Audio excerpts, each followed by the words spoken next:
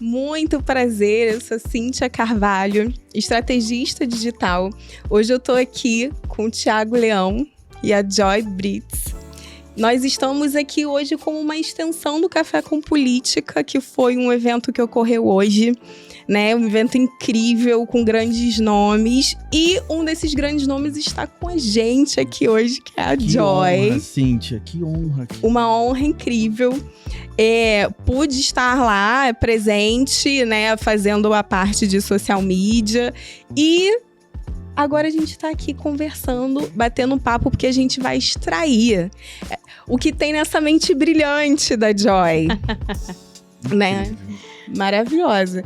E nós aproveitamos a presença dela aqui no Rio para que a gente pudesse conversar um pouco mais com ela e falar sobre a palestra dela, que foi sobre influência, poder e como nós somos comunicólogos, né? Sim. Somos pessoas que trabalhamos com comunicação, com marketing. Isso tem tudo a ver. Tudo a ver, Cíntia. Tudo a ver. Tudo a ver com imagem. Eu acho que o Alex foi muito feliz, né? Foi. De ter a Joy. Vocês também, né? Que amanhã você vai ter evento. Ela vai participar do evento. Depois você vai falar sobre o evento. Sim. E eu acho que ele aproveitou e deu muita sorte. Cíntia, o Alex deu uma sorte, gente. E o melhor, assim, porque ela não é só isso que vocês estão vendo aqui na câmera. Não.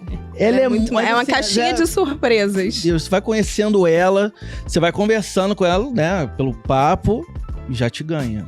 Diversas camadas. Só que ela canta, encanta, dança. Não, dançar não. Karaokê. Sabe aquela pergunta que a gente tem no nosso grupo de empresários, lá no BNI, que na hora de fazer a palestra, algo que as pessoas não sabem sobre você? Uma curiosidade. Algo que as pessoas não sabem sobre você. A lista da Joy é imensa. Nossa, imensa. Imensa, gente. Eu tô aqui.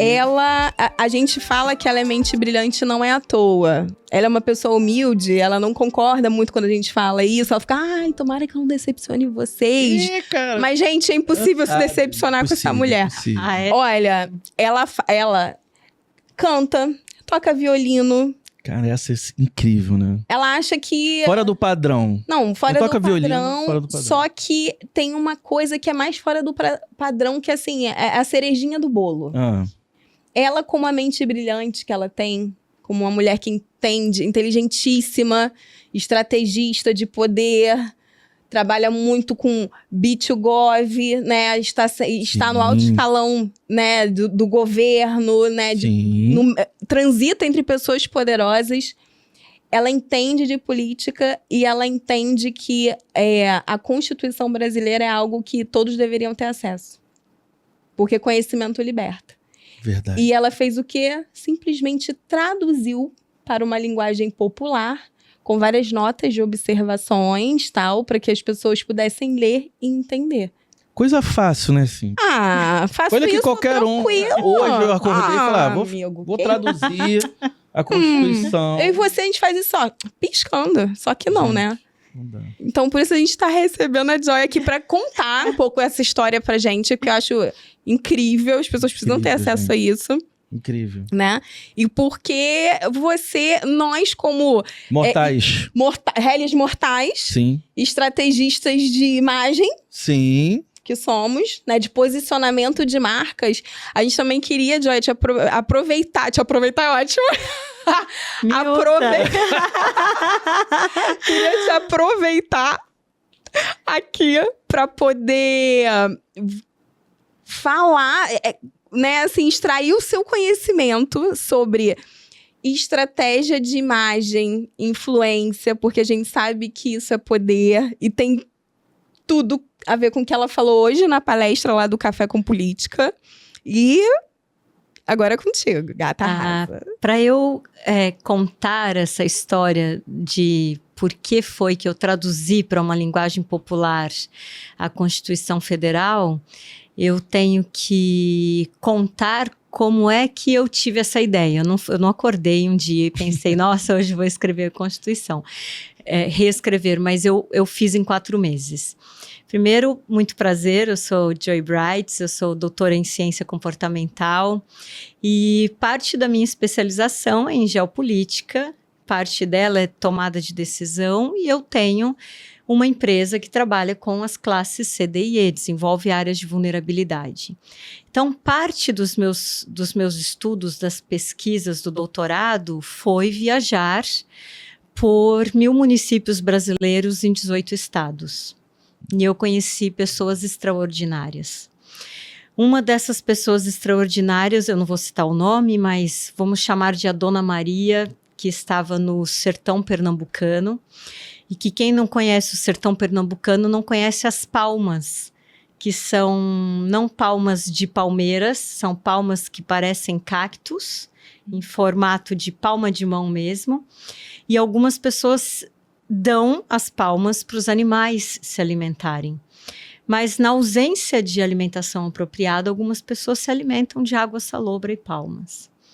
E numa das conversas com essa Dona Maria, ela tinha 2 filhos pequenos e eu tinha na minha mochila água potável, biscoito, coisas para o meu dia a dia, ali para o meu dia. E eu tive um insight, tive uma intuição de que eu deveria perguntar para ela se eu poderia oferecer para as crianças. E aquela mulher me deu uma lição sobre o que é sabedoria. Porque ela me disse assim, olha, minha filha, o meu filho mais velho está na capital estudando para nos tirar desta situação. Mas os meus filhos não conhecem água limpa para beber todos os dias e eles não conhecem o sabor de um biscoito. Aquilo que eles não conhecem, eles não sofrerão por. Então, se eu permitir que você os presenteie com isso, eu trarei mais sofrimento do que nós já temos. Nossa, gente. E assim, isso foi um soco no estômago, partiu meu coração. Numa outra experiência também, no Nordeste brasileiro, eu, no alto do meu conhecimento, achando que sabia tudo, naquele momento fui lidar com mulheres que sofrem violência. E nos 10 minutos de fala, uma moça levantou a mão e ela parecia ter uns 50 anos e ela tinha 20 e poucos, porque ela trabalhava na lavoura, tamanho o sofrimento, o sol e tudo misturado, e ela disse, olha, eu não quero desrespeitá-la, mas não existe a possibilidade dentro desta sociedade onde nós vivemos, de você querer nos libertar da violência. Eu preciso aprender como apanhar menos, não como deixar de apanhar. E eu não entendia aquilo, não entrava na minha cabeça.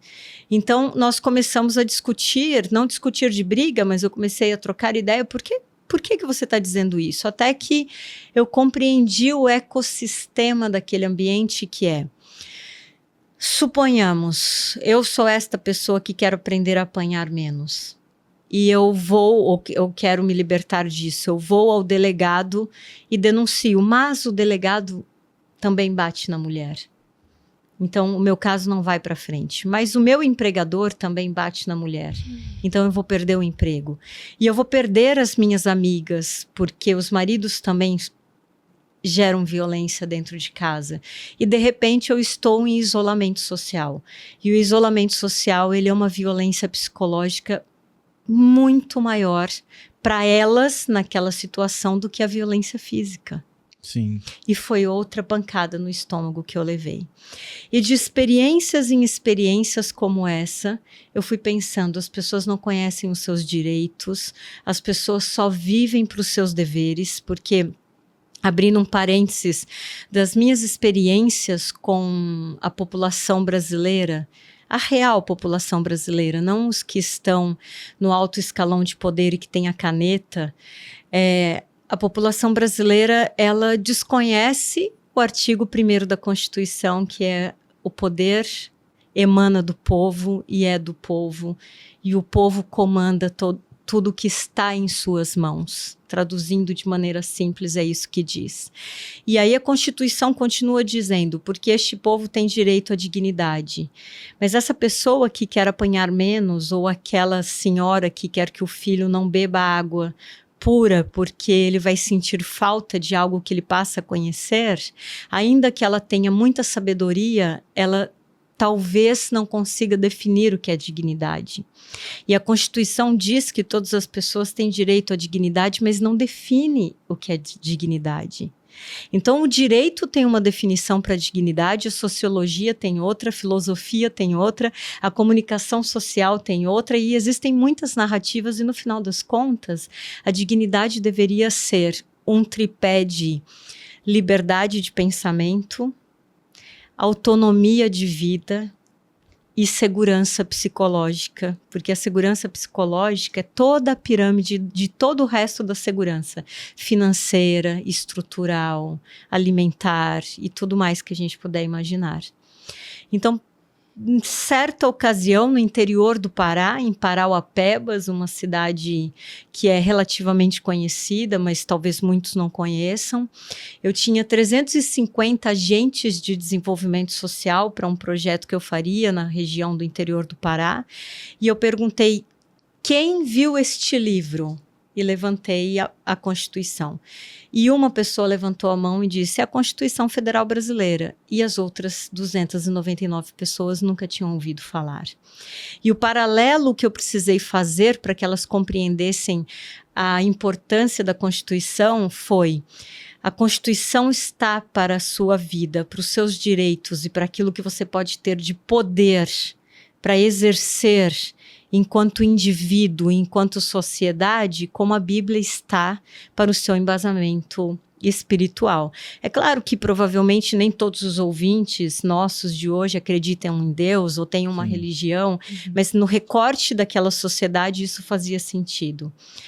E quando eu comecei a explicar alguns direitos, como a educação, a dignidade, a segurança, ao alimento, à moradia, e comecei a dar nome às coisas de uma maneira simplista, eu me deparei com a terceira porrada no estômago, que foi ver pessoas de mais idade chorando, dizendo, eu gostaria de ter descoberto isso antes. Então, as minhas experiências de vida, até eu tenho essa cara de patricinha bem nascida, filhos de ricos, mas meu pai era sapateiro e vendedor quando eu era criança. A minha mãe é uma contadora, mas sempre empreendeu junto com meu pai, cuidava das coisas e cuidava da casa. E eu mesma sou uma criança de situação de vulnerabilidade, então essas histórias me conectaram a... Eu tive o prazer de conhecer o Rames Tebet, que é o pai da Simone Tebet. Era um político muito respeitado no Mato Grosso do Sul. Eu sou sul-mato-grossense. E o Rames, ele tinha, na minha adolescência, o hábito de distribuir constituições federais pelo Mato Grosso do Sul, que, aliás, é um direito de todo cidadão brasileiro ter uma Constituição Federal gratuita enviada pelo Congresso. Para quem não sabe disso, é só você mandar um e-mail para o deputado, enfim, o senador em quem você votou, o vereador, e ele tem que providenciar para você e mandar para sua casa. Isso é um direito. E então, dessas experiências, um dia eu me sentei e falei, hoje eu começo a simplificar a Constituição, porque eu começo uma fase onde eu quero que as pessoas entendam o poder de uma maneira simplificada.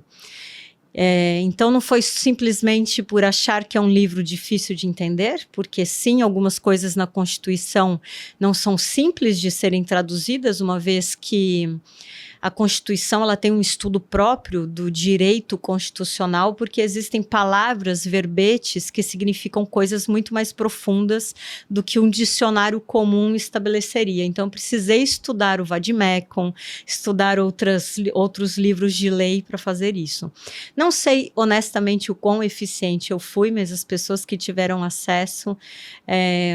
eu fiz um teste com uma criança de 13 anos, li o preâmbulo da Constituição e ele não entendeu nada, e quando eu li a maneira como eu escrevi, ele disse, mas por que não é simples assim, então? E aí eu tive a certeza que eu estava no caminho certo. Então essa é a história de eu ter reescrito de maneira popular a Constituição Federal da República Brasileira. Que legal, né? Ou seja, ela traz, né, um conhecimento, né, maior pra gente, né? Então ela consegue traduzir uma coisa tão, né, escrita tantos anos atrás, né, e traz pra gente a possibilidade da gente entender melhor o que a gente tem direito, de onde a gente veio, a consciência, né? Ter a exato, consciência, né, ter essa livre informação para você. Aí cabe de você ou não se aproveitar disso, que nem ela falou hoje. O conhecimento, ele é importante, mas se você não fizer nada com ele, não adianta nada. Ele é vão. E aí, pegando o gancho, Cíntia, do que você disse sobre influência e tudo mais, obviamente, se a Constituição, da maneira como eu a escrevi, eu não der um jeito, uma estratégia de fazer isso chegar na mão das pessoas, e o próximo que eu quero traduzir é o Código de Defesa do Consumidor, porque eu acho que ele merece, é muito importante, eu não vou atingir o meu objetivo de vida, que é o porquê eu tenho a profissão que eu tenho, que é ser uma estrategista de poder, uma estrategista de influência, que é gerar na mente das pessoas e no dia a dia delas autonomia, liberdade, protagonismo. Se você não tem autonomia, liberdade e protagonismo, você não é jogador do seu próprio tabuleiro, você é pecinha do jogo de uma outra pessoa. E essa é uma das coisas que me incomodam demais. Por quê? Porque eu tive uma educação vinda do meu avô, que era um cara que libertava a minha cabeça com respostas muito boas. Quando eu perguntava o que é isso, o que é aquilo, ele não me dava respostas vazias. Então, eu fui criada para ser um ser crítico, pensante, e eu atribuo o meu sucesso de ter saído de situação de vulnerabilidade, ter me tornado uma doutora e ter êxito, prosperidade emocional, intelectual, financeira, espiritual, a esse tripé: liberdade, autonomia e protagonismo. Então, eu entendo que todos os negócios, governos, negócios, tudo que envolve gente, e, convenhamos, todas as coisas são feitas por pessoas e para pessoas. Você pode dizer que é por dinheiro, você pode dizer que é por poder, você pode dizer que é por ROI da empresa, que você tem que ter retorno daquilo que você colocou, mas tudo é feito por gente e para gente. Então, se você respeitar esse tripé, você tem a chave dos códigos invisíveis do poder. Essa é a mensagem que eu tanto me esforço para compartilhar com as pessoas. O código invisível de ter o poder e de conseguir se comunicar bem, estabelecer boas campanhas, por exemplo, de marketing, ou estabelecer boas campanhas de governo, boas relações governamentais, bom posicionamento institucional, ter bons relacionamentos interpessoais, é você compreender no outro, a partir de si, a liberdade, a autonomia e... esqueci a terceira coisa. Protagonismo. E o protagonismo. Você pode falar pra gente, detalhar cada um desses pontos? Porque eu acredito que para quem tá assistindo a gente, deve estar assim, né? Meu Deus, quero saber mais sobre isso. Liberdade, liberdade... Se ninguém quiser, eu quero. Isso eu não quiser. Isso eu não quiser. Liberdade, ela pode ser tão conflituosa quanto felicidade. Porque o que é felicidade? É interessante porque quando eu vou para a área de vulnerabilidade, eu consigo estabelecer com as pessoas o que é ausência de liberdade e o que é ausência de felicidade. Ou seja, a infelicidade elas conhecem. O aprisionamento, elas têm uma noção. O aprisionamento da mente. Não estou falando do cara que está preso, né? O aprisionamento da mente. Mas elas não têm noção do que é felicidade ou do que é liberdade. Mas liberdade é muito simples. Liberdade é a capacidade de você fazer o que você quiser da sua vida, desde que você assuma a responsabilidade das consequências. Perfeita essa colocação. Terceira lei de Newton. A ação aplicada sobre algo vai gerar contra você a mesma reação contrária na mesma proporção que você aplicou. Então, liberdade é a terceira lei de Newton. Saiba que você vai plantar e você vai colher. E você não planta banana e colhe maçã. Então, liberdade é faça o que quiser da sua vida e assuma as consequências disso. Isso é ter liberdade. Ô Joy, mas isso impacta em você só ou no outro também? Que eu digo assim, por exemplo, eu sempre fui uma pessoa muito boa, só que alguém fez um mal tremendo pra mim. Qualquer trabalho pessoal, isso, o pessoal fala, né? Diz mais do outro do que de você. É isso mesmo, assim? Tipo, pô, mas por que eu não plantei isso? Por que isso aconteceu comigo? Jung diria que isso é a lei da casualidade, da causalidade. Existe a filosofia também que defende a causalidade, mas a gente tem que separar as caixinhas. Nem tudo, quando a gente diz você planta banana, você vai colher banana, isto não te blinda de viver em um mundo onde as pessoas plantam outras coisas. Sim. Então, a sua pergunta engancha a liberdade na autonomia. A minha autonomia em relação a você acaba onde começa a sua liberdade. A gente ouve a frase invertida, a minha liberdade acaba onde começa a sua liberdade. Sim. Não é, a minha liberdade acaba... Não, minha autonomia acaba onde começa a sua liberdade. Uhum. Porque você define o parâmetro Sim. das consequências que você quer viver. Entendi. Então, sim, por uma questão de que vivemos num mundo onde pessoas são idiotas, algumas...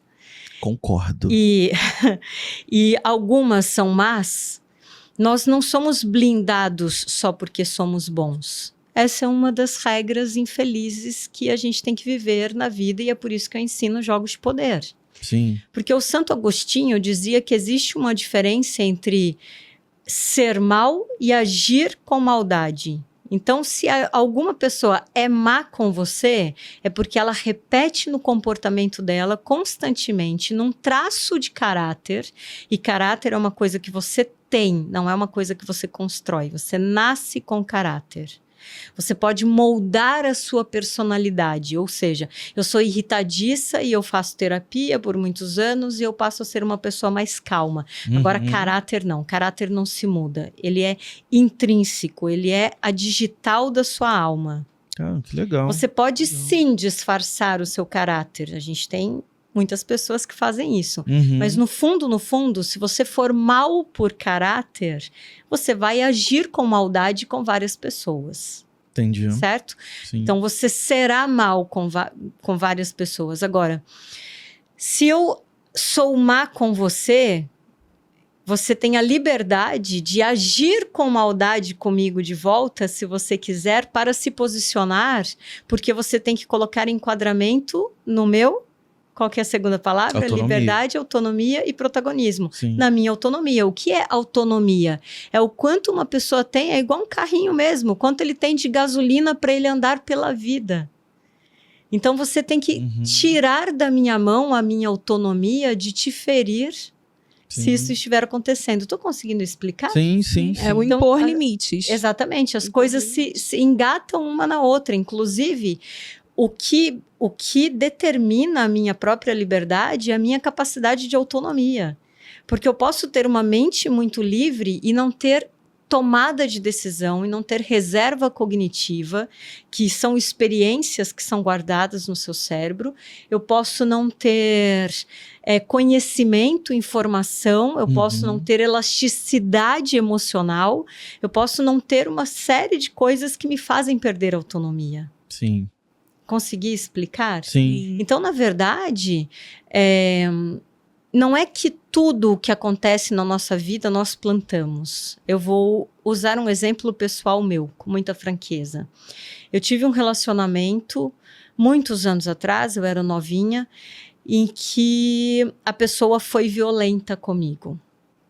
E eu cheguei para o psiquiatra e disse: eu não quero sofrer tanto por alguém que foi violento comigo, mas eu devo ter feito alguma coisa ruim para ter merecido isso, porque no final das contas a gente colhe o que planta. Sim.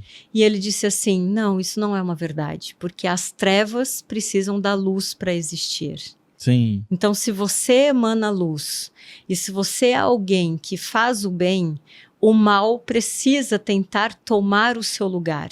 E aí a gente entra no conceito de poder e potencial de poder, porque poder é a minha capacidade de liberdade, autonomia e protagonismo de controlar, amenizar, reduzir os danos e impactos que as pessoas, coisas, situações, circunstâncias têm sobre a minha vida. Sim. E potencial de poder é, se o poder não está na minha mão, está na mão de alguém, então eu tenho potencial de construir esse poder.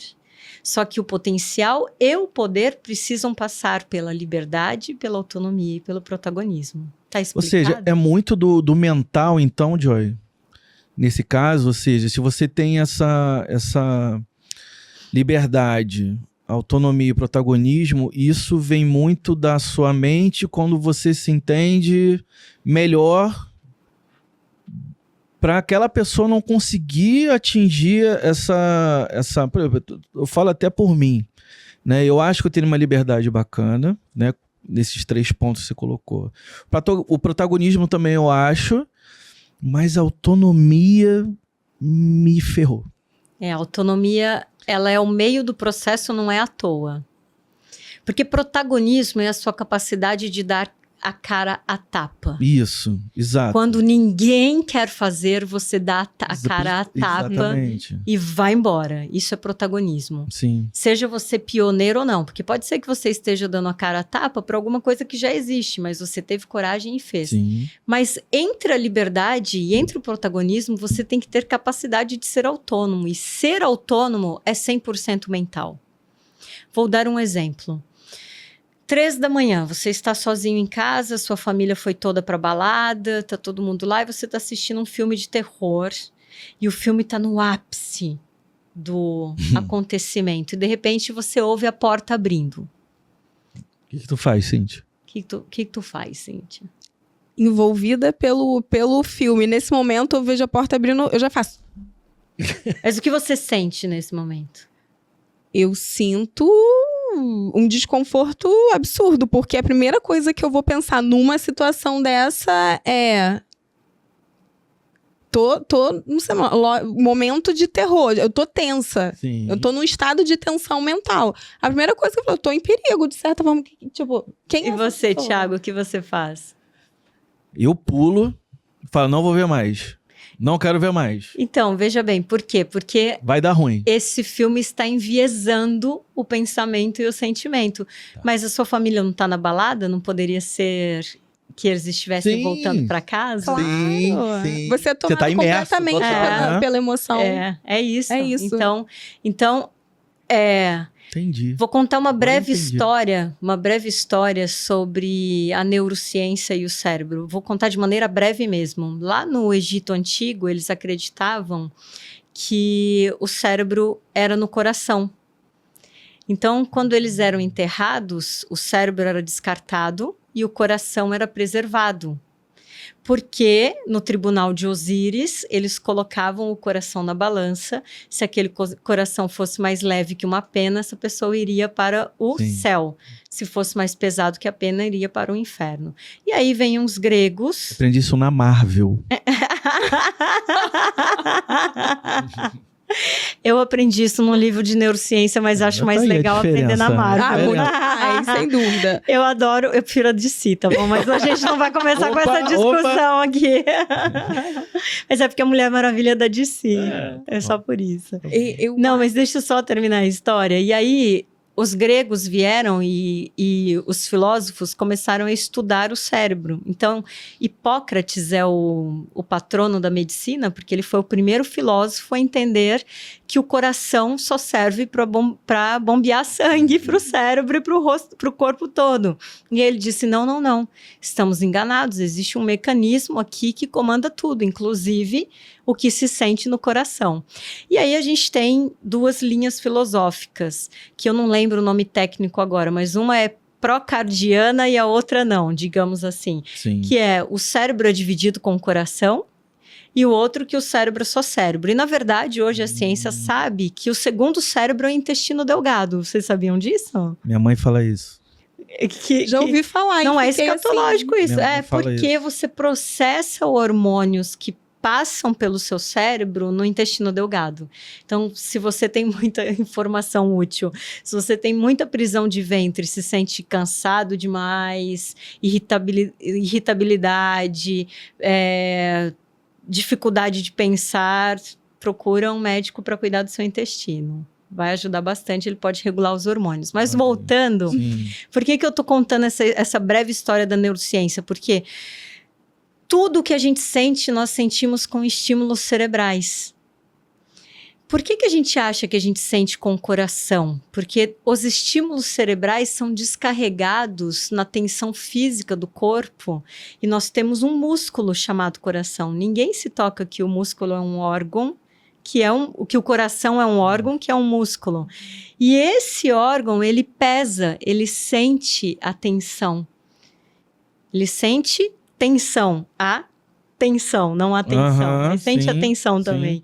E aí você começa a sentir angústia no externo, e aí você fala, nossa, meu coração não tá pensando direito, ou eu tô muito emocionado com o coração. Tá tudo bem, a estrutura de linguagem, assim que a gente se expressa, é maravilhoso. Mas eu tô contando essa breve história para dizer que tudo é sobre o cérebro. Tudo é sobre o cérebro. Você sente nele, você pensa nele, você decide nele, você se comporta a partir dele, você comanda as coisas a partir dele e você dá o... Pode falar palavrão aqui? Você dá o foda-se a partir dele também. Cara, a gente ama essa mulher, não ama? Olha o que ela fala. Cara, e depois lança um disco. Não, é um assunto que faz a gente refletir e repensar algumas coisas, principalmente quando ela fala da questão da autonomia e do poder que estão completamente relacionados. Sim. Se a gente é quando a gente toma o poder e o controle da nossa própria vida, porque mesmo que a gente esteja em um momento de adversidade, onde o outro esteja com um poder, né, além de nós, ou a situação que a gente não consegue de fato controlar tudo porque a gente não consegue. Sim. É nossa mente que vai determinar, e eu acho que é onde entra aquela frase que a gente costuma ouvir, que é assim, não é como você... tudo é como você reage à situação. Então, não é o que as pessoas fazem com você. É como você reage ao que as pessoas fazem com você. Sabe que tem um perigo, uma pegadinha nessa frase, né? Porque o pessoal do Namastê, que eu adoro, mas eu sou mais namastreta do que namastê. Eles falam sobre essa reação como se nós tivéssemos que reagir a tudo de maneira muito equilibrada, muito temperante. Eu não acredito muito nisso, calmo, porque não. eu tenho temperamento temperante, entendeu? Engraçado, eu não vejo você assim, Cíntia. Amor, né? Não, com essa carinha fofa que porque eu sou uma pessoa Alô, que Cirila. Ela tem autodomínio. Cirila, na próxima você tá aqui, né? É porque eu sou muito, como é que se fala? Eu acho que eu sou muito, eu sou isso, tranquila, sabe? Navego entre as pessoas e os ambientes com muita facilidade de me relacionar. Só que eu também tenho o outro lado. Eu tenho as coisas que eu acredito e que eu sou, cara, assim, ó. Tem medo desse seu lado. Se é isso que eu acho que é certo eu sei que é o certo, eu vou até o final e não tem quem me tire dali, entendeu? Sabe o que é muito interessante ouvindo assim? Muito. Eu prefiro lidar com pessoas que são coléricas e dizem o que pensam logo de uma vez, porque você sabe com o que você está lidando. Sim. Do que pessoas que são muito controladas. Pessoas que são excessivamente controladas, elas estão fazendo um esforço quase inumano de serem perfeitas. E a perfeição, ela é um dano para a sociedade. A perfeição humana é impossível e ela é um dano para a humanidade. Porque eu fico procurando a perfeição no ser, a perfeição no saber, a perfeição no escolher, a perfeição no praticar. E aí eu me torno autopunitiva, e ao me tornar autopunitiva, eu puno as pessoas que estão ao meu redor. Ao me tornar autoexigente, eu elevo demais o meu sarrafo, e que tá tudo bem você ter o padrão lá em cima, tá tudo certo. Mas você acaba perdendo o parâmetro da humanidade das outras pessoas. E aí, pouca gente diz que o equilíbrio, ainda que em termos de linguagem, o antônimo de desequilíbrio seja equilíbrio, em termos comportamentais, você precisa passar pelo desequilíbrio, pelo extremo equilíbrio, para você conhecer o que é equilíbrio. Porque você precisa passar pelo desequilíbrio e pela perfeição, pela busca constante a balança, né? da perfeição, para você saber o que é equilíbrio. Como é que você vai saber o que é equilíbrio se você nunca colocou o pé no desequilíbrio? Entendi. Entende? Nossa, isso faz muito sentido. Então, E que a gente alcança com a maturidade, né? Não, às vezes uma pessoa te chamar de desequilibrado é um elogio, obrigada. Dependendo do contexto. Sim. Essas coisas que você tá falando, assim, falam muito comigo, porque eu como uma colérica que sou, eu sei que eu sou muito sincera, e eu tenho a língua bem afiada. Caraca, e aí Cíntia, eu não conheço teu lado, cara. Amigo, porque você não precisou. Porque só as quintas, né? Você não precisou, você é um fofo. É só quando ela veste preto e cinza. Porque o que acontece? Eu não sou uma pessoa super paciente. Eu sou uma pessoa de língua afiada. Só que aí entra o que Mas a Joy você é tolerante? Mais ou menos. Porque existe diferença entre paciência e tolerância. Eu sou paciente com algumas coisas e completamente impaciente e intolerante com outras. Por exemplo, se você me pedir para te explicar 10 vezes uma coisa, eu vou com todo carinho te explicar até que você entenda. Agora, se você tá tendo uma atitude idiota do meu lado, eu não vou ser tolerante com isso. Eu não tenho paciência pra isso. Então, assim, eu tenho caixinhas. Não sei se eu sou normal, tá, gente? Ninguém é muito isso. normal nessa vida, assim. Fica tranquila. Mas eu não sei o que você pensa sobre isso que ela acabou de falar, Thiago. Eu quero ouvir o que você pensa sobre isso. Mas o que eu acho interessante é que isso é um dos paradigmas preocupantes da sociedade. De que você precisa ser tolerante todo o tempo com pessoas que estão sendo idiotas. Se a gente parasse de ser tolerante com gente idiota, talvez a sociedade fosse um pouco mais madura. É meio que isso que eu penso, então... Porque na verdade, nós... Por exemplo, para quem já viajou para algumas civilizações europeias ou asiáticas, se bem que os asiáticos eles são mais pacientes e tolerantes de uma maneira muito soft, né? Mas se você vai para a Espanha, eles são... Eu vou contar uma história minha. Eu cheguei, brasileiro, tá acostumado, chega no guichê para comprar um ticket de ônibus, e aí no Brasil você fala, qual é o próximo horário para tal lugar? Qual é a companhia? E aí eu cheguei e comecei a fazer a pergunta pro cara, ele estava lendo o jornal. E aí eu fiz a primeira pergunta, tem ônibus para tal lugar? Ele abaixou o jornal e falou, sim. Qual é o horário? Você sabe ler? Aí eu disse, sim. Ele, todas as informações que você precisa estão aqui. E levantou o jornal de novo. E realmente as informações estavam lá. E esse cara é grosso? É. Eu não acho. Não, eu entendo. Primeiro, sentimento culturalmente foi, nós nossa, somos Então, muito sensíveis. pois é. mas então. ele também Ele é tem razão, prático. ele foi prático. Ele é prático. A gente- A informação Prático. estava lá naquele conjunto cultural. Sim. É assim. Então, na verdade, nós temos Só para eu encerrar, porque eu quero ouvir você mesmo. Nós temos alguns paradigmas relacionais Uhum. que são muito perigosos. E eles vêm de uma coisa que foi um desserviço da ciência, Uhum. que foi tentar explicar para as pessoas a inteligência cognitiva e a inteligência emocional. Olha, existe inteligência cognitiva e inteligência emocional. Não, existem 9 inteligências, segundo as teorias do Gardner.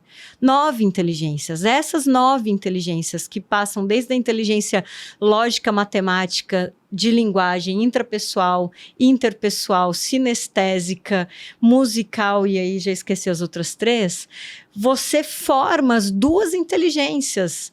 E você forma um conjunto de inteligências que navegam entre emocional e racional, que chamam de cognitiva. E o seu cérebro fica fazendo sinapses o tempo inteiro com isso. São 12 milhões de decisões de um adulto médio por ano. São 1 quadrilhão de sinapses acontecendo nesse cérebro. Ele não é dividido só em 2 coisas. E aí você realmente acha que a solução para a sociedade é ser tolerante com o idiota? Se você tem essa potência toda cerebral, mas isso é um jogo de poder.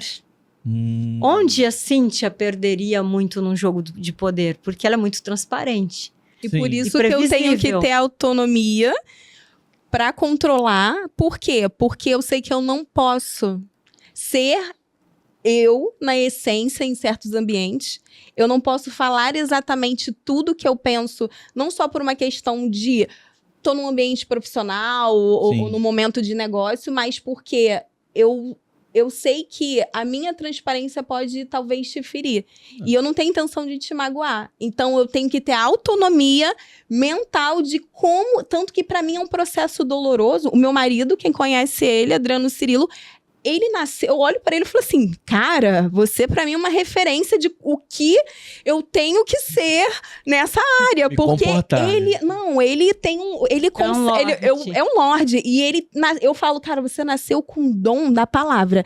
Ele é o Ele tipo de nasceu com o pessoa, dom da manipulação. não, ele tem a habilidade de dar um tapa na cara de alguém com palavras suaves, sem aumentar o tom de voz e a pessoa ainda fica constrangida, quase pedindo desculpa por estar tomando uma porrada dele. E isso é de uma habilidade. E eu olho pra ele e eu falo, cara, eu me espelho muito nesse seu centro, porque eu sou diferente. E aí eu preciso... e aí quando eu falo que a maturidade traz isso pra gente, porque eu vejo que eu entendi a duras penas que eu não posso exatamente... E aí, ser quem eu sou. Porque, por exemplo... Eu lembro de eu trabalhando em agência, né? Lá como na área de atendimento e tal. E sempre muito expansiva, muito brincalhona. Alguém falava um negócio, a gente já tava rindo aquilo tudo. E por eu ainda ser muito imatura profissionalmente naquela época, fui jogada aos leões, ninguém me ensinou nada. E aí você vai aprendendo muito no erro, né? E aí eu comecei a acontecer um erro, aconteceu o segundo erro, aconteceu o terceiro erro. E aí eu recebi um feedback. Um feedback que mexeu muito comigo, porque o erro que eu estava cometendo era um erro por falta de conhecimento e ninguém me explicou, ninguém me ensinou. Não, eu não estava cometendo o erro porque eu era extrovertida. E o feedback que eu ganhei foi, você brinca demais. Você está brincando demais. Aquilo me tocou muito seriamente. Eu falei, eu entendi que eu não posso ser quem eu sou, porque eu me conheço, eu sei que o meu erro não é porque eu sou expansiva. O meu erro tá aqui, existe o erro, mas ele teve outras raízes. E aí eu comecei a equilibrar. Né? Então, assim, então hoje eu consigo entender que em certos ambientes eu não posso ser tão Cíntia como eu sou, e que eu preciso dosar. Mas isso eu fui aprendendo apenas com a maturidade, entendendo. Eu quero te ouvir, Thiago, e depois eu vou fazer umas inferências. Não, tá fala, bom? pode Então, falar. primeiro, eu quero dizer assim, Se eu fosse sua mentora, Eu quero que você seja. Eu quero. o que eu corrigiria é que... Depois de mim, sim. Sim, não, tem vaga, tem vaga para 2. Tem vaga para 2. Você pode ser quem você é, porque quando você recria esse processo de consciência e decide reaplicá-lo, você já está sendo quem você é. É isso que você precisa perceber. Você não está transgredindo a si, você está adaptando as suas inteligências a um conhecimento que se tornou aprendizado e foi colocado em prática. Então, não repita mais sobre si que você não é quem você é. Aproprie-se da sua inteligência, do trabalho árduo que você teve de construir-se a pessoa que você construiu com inteligência cognitiva, emocional e relacional suficiente para ter adaptabilidade social. Seja justa consigo.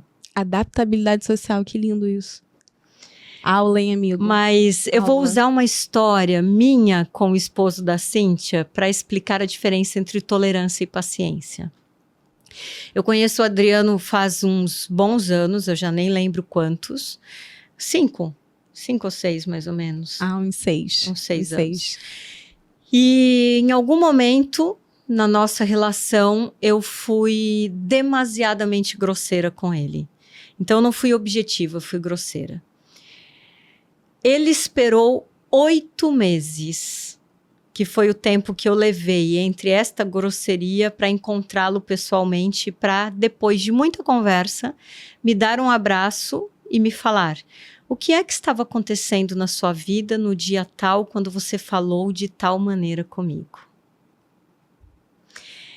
Essa experiência me tocou muito, porque sim, o Adriano é uma referência entre tolerância e paciência. Quando é que ele foi paciente?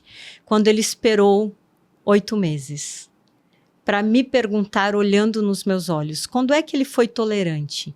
Quando ele olhou para ele mesmo, entendendo o processo dele de liberdade, autonomia e protagonismo, reconheceu quem eu sou através dos óculos que ele tem da vida e disse: esta mulher não falaria assim comigo em um estado normal, porque não é do tripé dela. Então, essa é a diferença entre paciência e tolerância. E existe uma sabedoria dele nessa parte, né? Que talvez, se fosse outra pessoa, poderia rebater a grosseria. Ou ter rompido a relação. Ou ter rompido a relação de amizade. Mas ele, conhecendo quem ela era, ele soube compreender. Então, é uma história fofa, mas é para explicar. Agora eu fui namastê, vai. Mas fala, Thiago. Não, eu acho assim muito legal de ver esse outro lado. Eu falo assim, hoje em dia, que eu acho que todo mundo deveria ter a oportunidade. Quem conhece o Cirilo, por exemplo, eu conheço o Cirilo dentro do nosso grupo de network, né, que é o BNI, que a gente participa. Mas eu falo, cara, todo mundo deveria ter a oportunidade. Tem 2 coisas. Uma é essa que eu vou falar. Todo mundo deveria ter a oportunidade de conhecer o Cirilo fora do BNI. E a outra coisa que eu queria que ainda não conseguia, que eu ainda vou conseguir, é conhecer ele no final de semana. Que aí ele deve ser mais legal ainda, né? Porque aí mistura o... Não tem noção. Eu já tive o prazer de passar um final de semana inteiro com ele em São Paulo, comendo e rodando a cidade. É isso, pois é. Então, eu acho que a admiração, né, que eu acho que a gente tem por essas pessoas, né,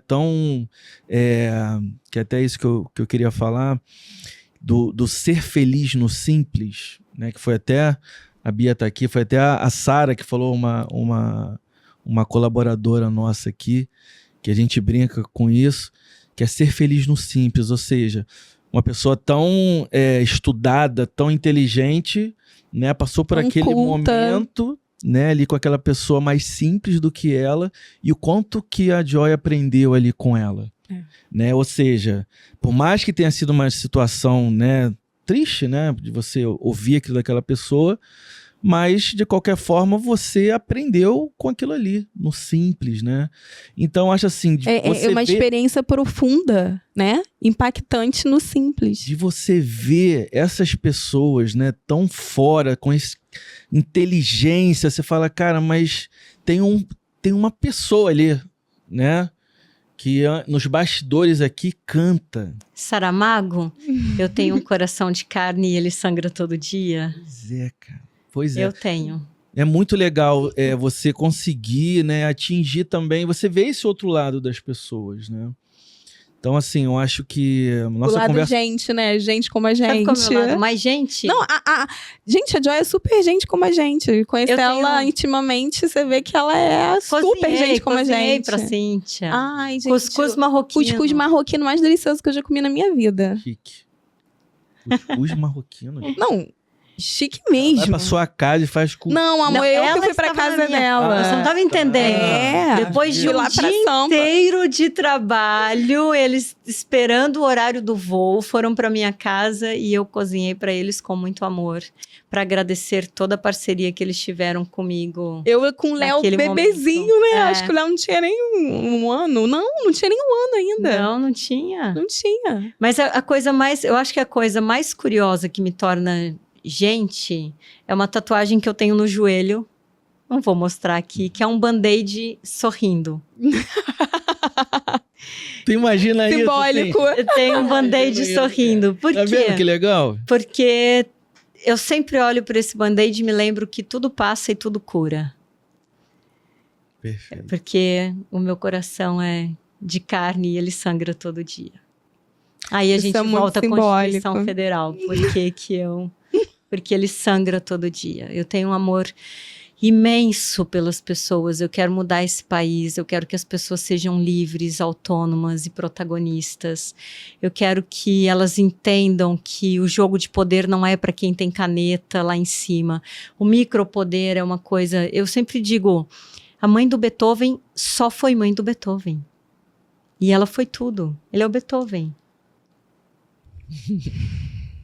Ô, Joy, deixa eu te perguntar uma coisa que desde o começo tô aqui e tal, agora veio. Não canto axé. Poderia. Propósito, né? Falar sobre propósito. Adoro. Como é que é isso pra você, né?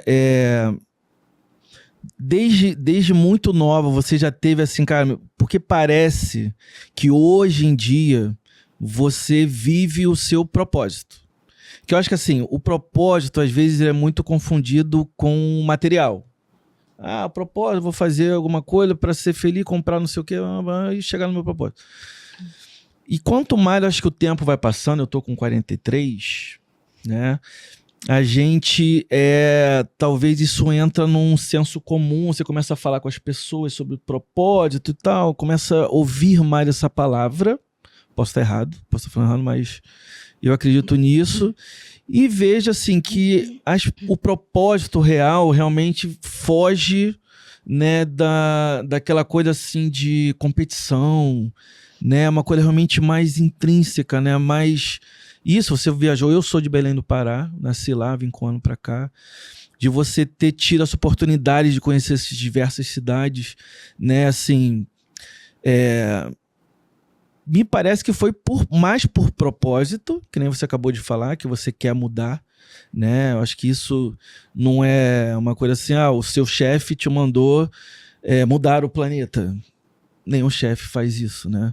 É mais uma coisa sua, de realmente propósito. Mas a minha pergunta é assim, desde pequena você já tem esse propósito? Ou você realmente, agora você olhou e falou, cara, já transcrevi a Constituição, já dei, né, já tô, né, fiz minha parte. Tipo aquele negócio, plantar uma árvore, né, escrever um livro. Só que a da Joy, tipo assim, é muito diferente. É outro nível. Você já, esse propósito, ele começou da agora, né? Ou desde mais cedo você já imaginou isso? Tá bom. Eu posso, antes de te contar sobre mim, falar sobre propósito? Claro. Porque eu quero desmistificar duas coisas importantes. propósito é aquilo que faz com que o seu coração durma em paz e acorde em paz todos os dias com aquilo que você vai fazer. Não importa quantos ventos vêm contra você, quantos obstáculos, quantas intempéries, você terá o coração pacificado quando você vai dormir e quando você acorda. Eu acabei de falar que o coração não pensa, né? E aí eu venho e falo com o coração pacificado. E a segunda coisa é que para você viver o seu propósito, você tem que eliminar as outras coisas que são importantes. Que tipo de coisas que são importantes? As seguranças. A segurança estrutural, a segurança espiritual, a segurança financeira, a segurança familiar, a sua segurança psicológica, a sua segurança emocional. Se essas seguranças não são garantidas dentro do seu propósito, então você ainda não deveria estar cumprindo-o. Porque uma pessoa que não consegue cuidar de si e ser inteira e sofre, ela não consegue estender uma mão inteira a um outro que precisa dela. Entendi. Então, eu quero desmistificar isso e quero que você pense muito bem nisso que eu estou falando, porque ter um propósito é extraordinário, mas o seu primeiro propósito é ser indivíduo, individual, individualista. Porque o individualismo é a expressão do indivíduo enquanto individual. E você, para você conseguir transformar o seu entorno, você tem que ter autoconsciência de liberdade, autonomia e protagonismo. E você só consegue isso sendo, sendo indivíduo individual que expressa individualismo. Porque você saberá dizer quem você é por inteiro. Nós temos uma sociedade fraca hoje porque ela corre atrás de um propósito, sendo que as pessoas estão quebradas. Então, muitas vezes, eu falei da mãe do Beethoven, mas vamos falar da minha mãe. A minha mãe foi mãe. E talvez ela não tenha a consciência da profundidade que foi ter sido minha mãe. E não seria esse o propósito dela? Porque hoje, que eu não sou muito conhecida, não sou pop, eu espero não ser popstar nenhum dia, mas alguns me acham gênios, outros me acham maluca. Ela é mãe de uma gênio ou de uma maluca? Não importa, talvez o propósito dela seja só ser minha mãe, mas talvez daqui a 200 anos alguém diga, a mãe da Joy só foi mãe. E esse é o grande propósito dela. A terceira coisa para desmistificar é que só existe um propósito, não é verdade. Você pode ter vários propósitos que se integram. Sim. Porque você exerce papéis sociais distintos na sua vida. Você é filho, você é pai, você é empresário, você é parte de uma comunidade espiritual ou não, você é amigo. E você pode ter propósitos pontuais e propósitos grandes. Uhum. Eu quero ser uma das maiores influencers da geopolítica do mundo. Não influencer digital, hein? Da geopolítica do mundo. Eu quero ser. Não sei se serei. Mas talvez eu já sou e não saiba. Mas esse não é o meu propósito. Esse é o meu desejo. Agora, respondendo sobre mim, quando eu tinha 14 anos, eu tive a felicidade de conhecer um homem chamado Miguel Aguilera. Ele é um pastor da Igreja Batista, chileno, mas ele é um pastor que é fora da caixinha. E ele foi ministrar um curso chamado Rede Ministerial, que é você se descobrir um sacerdote ou uma sacerdotisa daquilo que você acredita espiritualmente dentro de profissões comuns.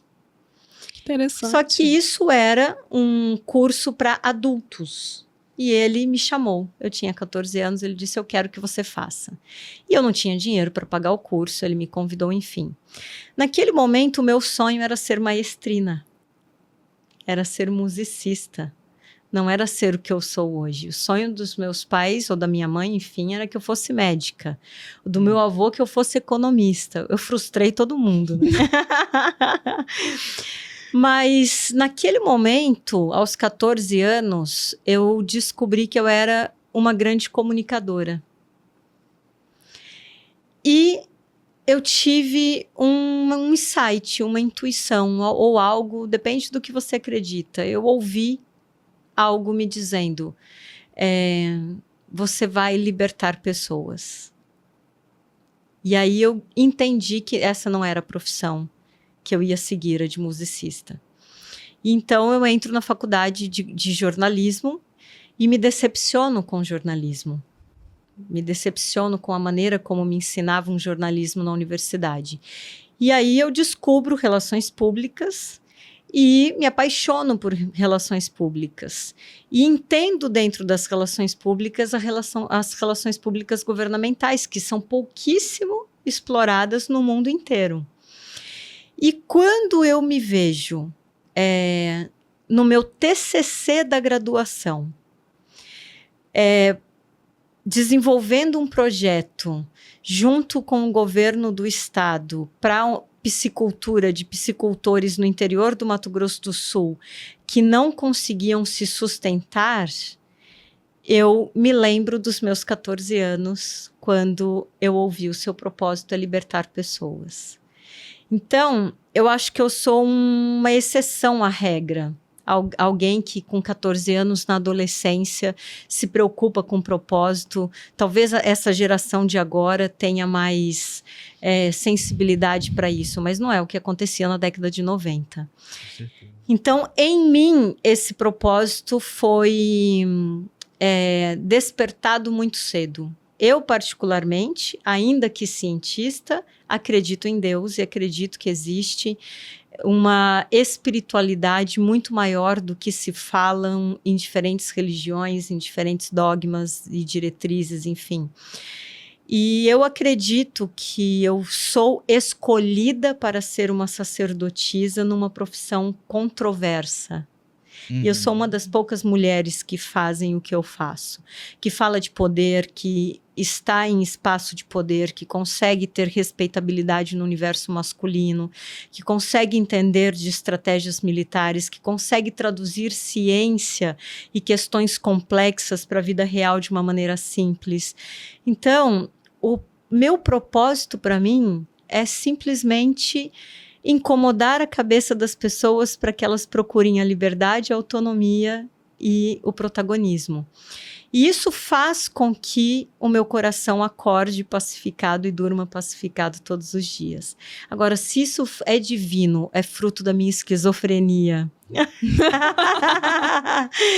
ou é porque eu sou bem remunerada para isso, é importante, né, que aqui dentro do meu humor ácido, todo mundo entenda que nunca é tarde para encontrar o que pacifica o seu coração, desde que você esteja seguro, porque não existe propósito que vale a pena roubando a sua saúde mental e a sua saúde emocional e que destrua a sua família ou que gere fragilidade nas seguranças da dignidade que as pessoas precisam ter. Essa é a minha visão sobre propósito e não se fala disso dessa maneira no mercado. Sim. Sim, o propósito... É muito bonito ouvir você falar de propósito dessa forma. Realmente, eu nunca ouvi falar de propósito nos meus 40 anos de vida dessa forma. Porque a gente ouve propósito como algo que é sublime e que você precisa definir aquilo, como se você tivesse que ter aquilo definido para você ter um sentido. De certa forma, isso faz sentido. Total. Mas da forma com que você coloca, eu acho que fica muito claro que, às vezes, não é simplesmente eu vou definir. É a vida quem vai definir para você. Você vai encontrar o seu propósito. Não, e tá tudo bem se não tiver também, tá? Mas eu acho que o propósito você vai acabar encontrando. E não exatamente definindo. Não é você quem define. Porque quando eu digo tá tudo bem se você não achar nominar porque o maior propósito humano é viver. O bom seria se todos nós, 205 milhões de brasileiros, as bilhões de pessoas no mundo fossem com o coração pacificado para a cama e acordassem com o coração pacificado de manhã, porque o propósito é viver. Isso não seria extraordinário? Seria. Então, não precisa ser todo mais mundo complexo mais leve do que também, isso, né? E é muito legal a Joy falar dessa forma, que nem ela falou, né? A mãe ela foi mãe, tipo, a importância que ela teve na vida do filho, de quem ele é, e às vezes é isso, assim como eu tenho um filho de 4 anos, então eu tenho amigas, né, muitas amigas mães, né, que a gente vai se relacionando, e da mesma forma que eu escolhi não abrir mão do meu trabalho, porque eu sei que é o que me faz bem, o que me faz feliz. E apesar de ser uma loucura, né? Ter que lidar com um filho pequeno e trabalho e não sei o quê, mas é a minha escolha, a consequência da minha escolha. Eu tenho consciência de que eu escolhi isso e, apesar dos pesares, é isso que eu quero pra mim. Eu conheço mães, amigas, que se formaram, fizeram faculdades e tal, e escolheram dar uma pausa nas suas carreiras porque elas entenderam que, para elas, o que as ia fazer feliz naquele momento, o propósito delas naquele momento era se dedicar ao filho. A mulher tem mais facilidade, Joy, de ter esse poder, né, de entender, porque, por exemplo, ela falou das amigas, né, que são mães e tudo, que encontraram esse propósito, talvez até ser mãe, que, pô, propósito... Cognitivamente, a ciência comprova que sim, as mulheres têm mais facilidade para compreender esse poder, tá? Porque é uma questão hormonal e uma questão de composição cerebral. De cromossomo. Cromossomo aí eu já não sei, mas pode ser. O que acontece é, o cérebro masculino ele é mais compartimentado e você precisa acessar as partes, uma de cada vez. Os homens são mais monofásicos. Em geral. As mulheres, elas são mais abertas. O cérebro delas é um grande campo aberto, cheio de fio. Alguns estão desencapados e eles vão dar... dando curto. E os hormônios fazem diferença. Então, cognitivamente, sim. Agora, comportamentalmente, infelizmente, não. Mulheres não sabem jogar o poder. Pois é. Porque vocês, meninos, é só você observar, lembrar da sua infância, você vai lá, briga pela bola na rua, bate um no outro, cria uma confusão e tal, e tá todo mundo brother. Ali vocês estavam medindo o tamanho do mindinho. Né? Vocês captaram, né? Captei a vossa mensagem. E aí, dentro dessa perspectiva de você ter que resolver o seu próprio problema, porque essa é da natureza cognitiva masculina e desde a infância você já vai sendo reforçado isso, os homens aprendem o jogo de poder quase que por natureza. Talvez eles tenham dificuldade de nominar o que é isso, o que é aquilo e tal.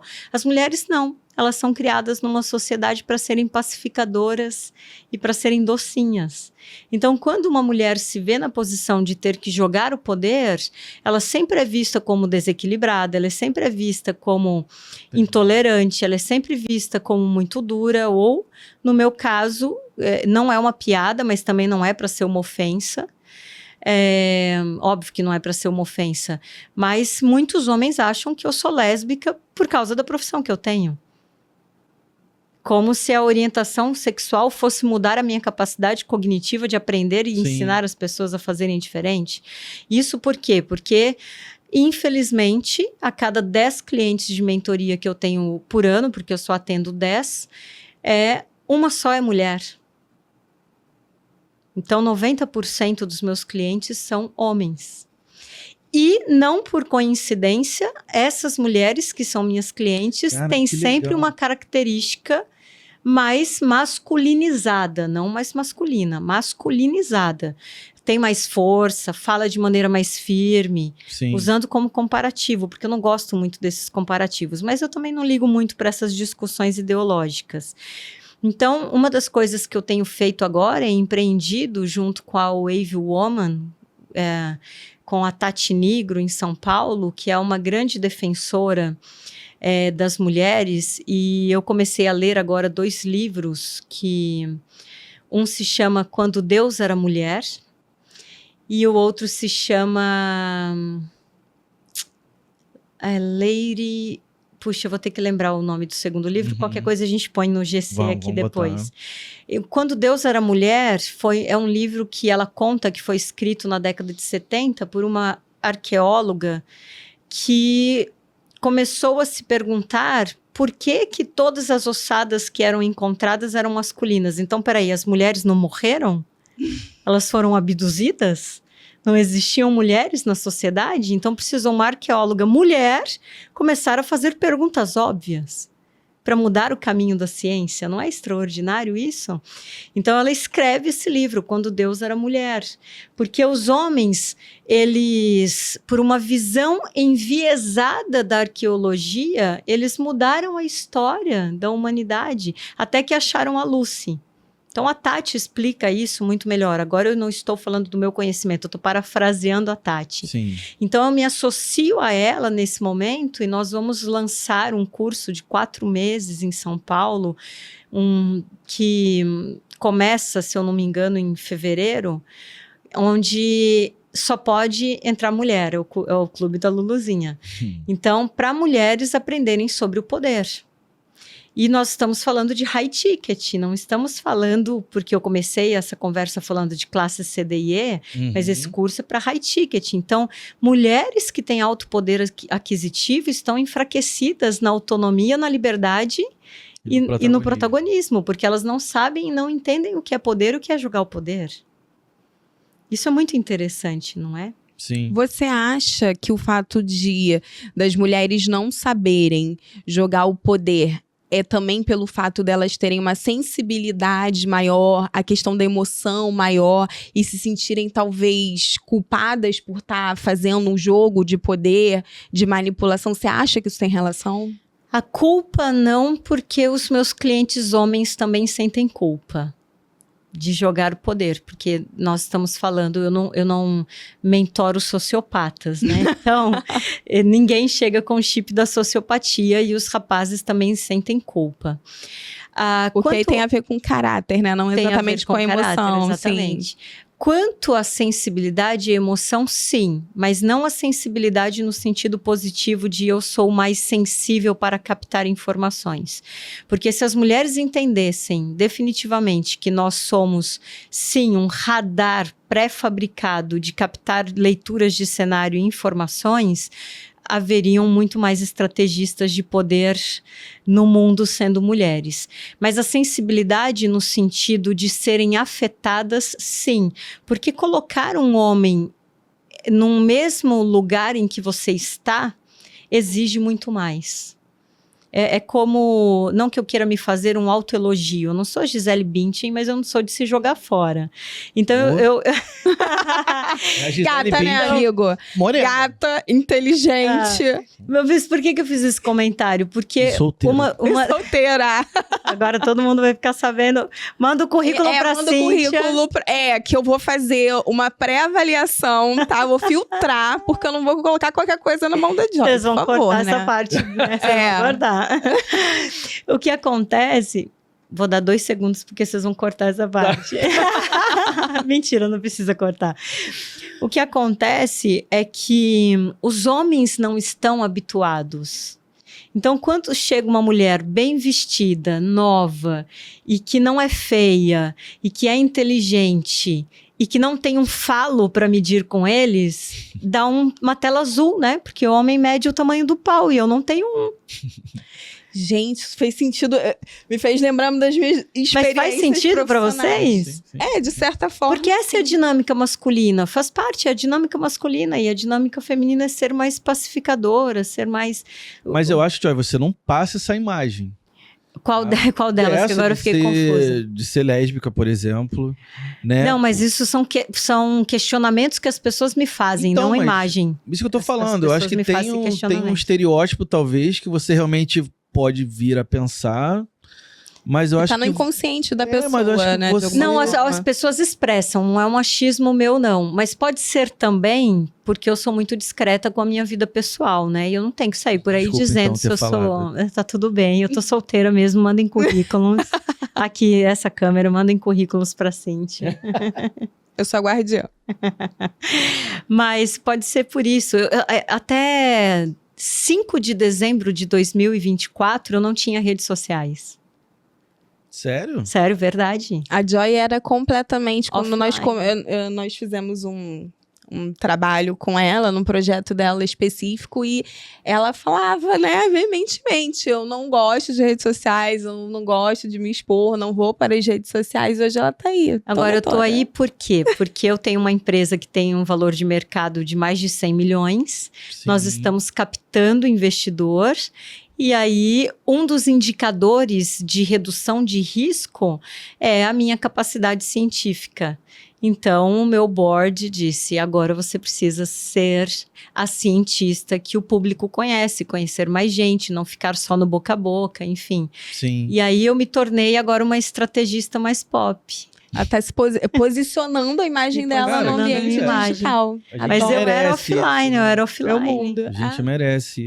E essa coisa da Joy ter falado dessa questão do estereótipo e a relação da mulher no ambiente profissional e tal. Eu lembro que eu, com menos de 30 anos, eu virei... Eu tava ali com uns 30 anos já. Enfim, eu passei 4 anos na empresa, fiquei nesse limbo aí, tava entre os 20 e os 30 ali. Eu me tornei gerente de marketing de uma empresa. E o marketing, ele lida diretamente com o comercial. E o gerente comercial, na época, já era um cara mega experiente, 60 anos, grisalho. E aí eu vinha com as questões estratégicas do marketing, e ele olhava pra mim com ódio, tipo assim, ele não falava, mas a gente tem a habilidade de, né, captar. Ele olhava pra mim, tipo, cara, que é essa pirralha querendo dizer pra mim o que eu tenho que fazer. E ele tentava de todas as formas me dissuadir do que eu estava mostrando para ele. E ele tentava me convencer de que aquilo que eu estava mostrando para ele não ia funcionar. Mas eu acho que essa briga de geração não é eterna. Eu acho... Então, eu conseguia ter um pouco mais de... Como meu pai fala, vaselina, né? A gente vai escorregando. Eu ia lá, foca ensaboada, com meu jeitinho e tal. Falando assim, assado, não sei o quê. Você precisa, um novo momento. Aí entra a manipulação, né? No sentido de falar, se você não quiser fazer dessa forma, tudo bem. Porque na mente dele... Ele era um cara das antigas. O que o comercial das antigas era? Meta, meta, meta. Eu atropelo quem estiver na minha frente, eu faço o que eu tiver que fazer aqui dentro da empresa para que eu consiga. Ele burlava o processo porque ele queria alcançar as metas dele. E essa era a visão dele. Só que tinha toda uma equipe abaixo. Sim. E se eu conseguisse, pelo menos, fazer com que ele me desse o aval de eu fazer a equipe... Tomar primeiro essa consciência para que depois eu chegasse até ele. Mas você vai tentando, porque você tá ali, você tem que lidar com aquilo. Ele não ia ser mandado embora por minha causa, Sim. porque eu não tava concordando com ele. Então, assim, é um cara que trazia resultados. Sim. Apesar de todo um cara que trazia resultados. Então, assim, só que eu sentia muito isso. Eu não era respeitada por ele. Ele falava de mim na diretoria, eu não sei o que essa menina faz. Não sei o que ela faz aqui todo dia. Aí a diretoria ainda tinha que justificar o que eu fazia pra ver se... E era isso, sabe? Eu sabia que eu tava com um cara querendo me queimar o tempo todo. Isso é a dança da territorialidade no poder. Porque eu incomodei ele. Sim. Eu incomodei. Sim. Não só o incomodou, como expôs aquilo que ele não sabe que não sabe. Que eu falei hoje sobre os 4 degraus da consciência. Aquilo que eu sei, aquilo que eu sei que não sei, aquilo que eu não sei que sei e aquilo que eu não sei que não sei. Então, você fez com que ele entrasse na caixinha do que ele não sabe que não sabe, e ele foi tolo. E tirei ele da zona de conforto, ele né? foi tolo em não procurar a resposta do que ele não sabia que não sabia. Mas essa é a dança da territorialidade. É uma das coisas mais lindas dos jogos de poder, a dança da territorialidade. Você constrói os seus territórios com os seus e você encontra outros territórios. Essa é a base da geopolítica. Mas a geopolítica é uma coisa tão linda que eu falei hoje na palestra, né? Se você tem que negociar, se você vai ou não na casa da sua sogra no final de semana, você já está fazendo geopolítica. Já é um estrategista de poder. Então você já está exercitando isso. E olha que a sogra é um território difícil, né? Então, essa dança da territorialidade, a gente vive a todo tempo e não percebe. Ela é muito sutil. Porque eu separo o mundo entre pessoas babacas e não babacas. Faz sentido. Eu trabalhei na mineração por muitos anos, trabalhei na Vale por muitos anos, e numa reunião, uma vez eu saí chorando e o meu diretor executivo me chamou e disse, olha, Joy, você não pode sair chorando da reunião, porque você é uma das poucas mulheres dentro da mineração. Então, você vai ter que aprender alguns comportamentos, alguns skills, se aperfeiçoar. Eu tinha 20 e poucos anos, tudo bem, foi um ótimo conselho que ele me deu e serviria em qualquer lugar. Hoje eu choraria numa reunião de raiva e demonstraria minha insatisfação. Mas por quê? Porque hoje eu tenho controle sobre a narrativa da minha liberdade. Eu consigo chorar na frente de um outro executivo e dizer para ele, as minhas lágrimas são de raiva e você vai ter que levá-las para casa. Entende? Hoje eu faria isso, mas no contexto da mineração, por que eu trouxe isso? Porque uma vez me perguntaram assim, mas você não viveu sexismo? Eu falei, eu não sei, só sei que tinha um cara babaca lá que me atrapalhava, porque eu separo o mundo como desse jeito, eu não sou muito preocupada com o machismo, o sexismo e tudo mais, porque quando você entende o jogo de poder, você entende que é sobre as dinâmicas dos códigos invisíveis desse jogo. E a ideologia não faz parte do jogo. A ideologia faz parte da narrativa para disfarçar o jogo. Essa é uma coisa que as pessoas demoram a aceitar, mas elas precisam entender. Ideologia é nuvem de fumaça narrativa, é storytelling. Dentro dos jogos de poder. Enquanto o jogo está acontecendo de verdade, existe uma narrativa sendo construída para disfarçar o jogo. Como é que você aplica, agora indo talvez para uma coisa mais difícil para mim, como é que você aplica isso na política? Que eu acho que, na verdade, assim, foi o Café com Política, né, que a gente veio, né, com esse assunto e tal, a gente viu muitos políticos lá, prefeitos, ex-ministros, né? Esse seu trabalho, né, que você fala da geopolítica, a gente está falando aqui muito, talvez, como comportamental, né, emocional, mas com dúvida minha, né, curiosidade minha aqui. Como é que isso é aplicado na política em si, que a gente tem um estereótipo tão, né, por isso que é assim.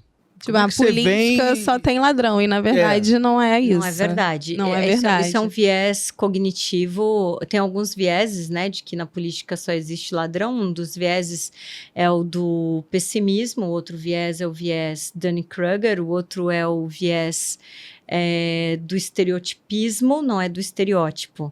O estereótipo seria alguém olhar para mim e achar que porque eu sou tatuada e tenho cabelo curto, eu sou isso, eu sou aquilo. Sim. Do estereotipismo é quando você repete os padrões e acha que a repetição do padrão é o próprio estereótipo. Essa é a diferença. Então, esses são alguns vieses cognitivos que existem dentro da política. Eu vou tentar responder a sua pergunta sem romper os meus acordos de confidencialidade, tá? Ótimo. Uma das maneiras de aplicar na política é atuando como a mentora do político. Tá. Por que um político que já entende de política institucional, política governamental e partidária, contrataria uma mentora de estratégias de poder? Pois é. Porque existe um viés, que eu falei hoje, o viés da autoridade, por um exemplo, que faz com que ele pense que ele tem mais autoridade do que ele tem, porque ele tem um monte de gente babando o ovo nele todos os dias. E ele precisa de um pouco de viés de realismo, ele precisa de um pouco de viés de ancoragem em outros ambientes, ele precisa de algumas pancadas e ele precisa ver que ele não é o rei. E às vezes as pessoas estão ali babando o ovo nele, não é por maldade, é porque elas só veem aquela realidade. Então, ele precisa calibrar os vieses cognitivos dele para ele se ancorar em lugares onde ele possa questionar 3 coisas essenciais. Uhum. As verdades que ele tem, os dogmas que ele tem e como ele está sendo ensinado a fazer as coisas dentro da política. Então, uma das maneiras é isso, é mentorando um agente político. A outra maneira é quando um governo me contrata para mediar relações ou para disseminar informações dentro de uma sociedade. Porque, por um exemplo, Cidade Tiradentes é um bairro na zona leste de São Paulo, que tem 350 mil habitantes, e houve uma campanha para IST. Hoje não se fala mais DST, né? Porque nem sempre é doença. Às vezes é uma infecção que vai ficar dentro do seu corpo por muito tempo, não vai aparecer como doença. Então, são ISTs. Então, houve uma campanha para IST e o burburinho social foi: agora que a gente começou a ir ao médico, tá todo mundo com doença. Tá todo mundo com problema sexual. Quando, na verdade, eles já estavam infectados. Então, o viés cognitivo está completamente distorcido. Se esse governo contrata o meu método de desenvolvimento social, a linguagem chega de maneira adequada, porque você vai enviesar e vai corrigir a distorção dentro do entendimento da verdade, do dogma e de como se faz as coisas. Certo? Então, essa é uma segunda maneira. Uma terceira maneira é quando o governo tem um problema definitivamente de diálogo social. Ele não consegue sair da hierarquia dele de um poder soberano para falar da altura dos níveis daquela sociedade no micropoder.